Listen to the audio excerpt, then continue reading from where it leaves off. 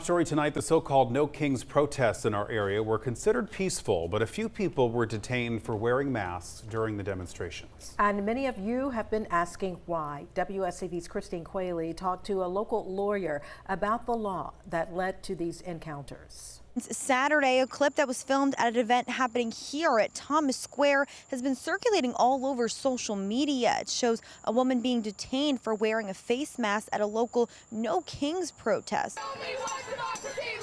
Thousands of protesters gathering for the No Kings demonstrations around our region Saturday. But for some, the day went much differently than they probably would have imagined. Saw her, she was just walking through the back of Thomas Square, and there were about 2 or 3 officers that started to approach her, and I saw that she was wearing a medical mask.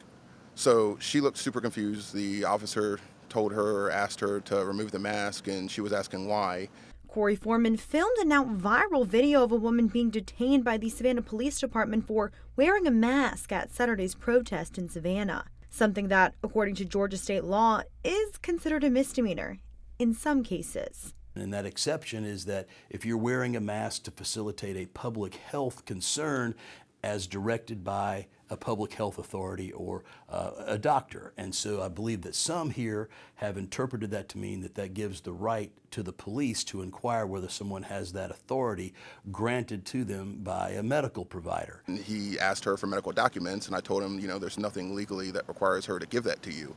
From then, he pretty much just asked her, are you going to take it off or not? And her answer was no, so he proceeded to detain her in zip cuffs and put her in the back of the car. According to SPD, the woman was released several minutes later and never arrested. It doesn't say in this statute that you have to have a written doctor's letter.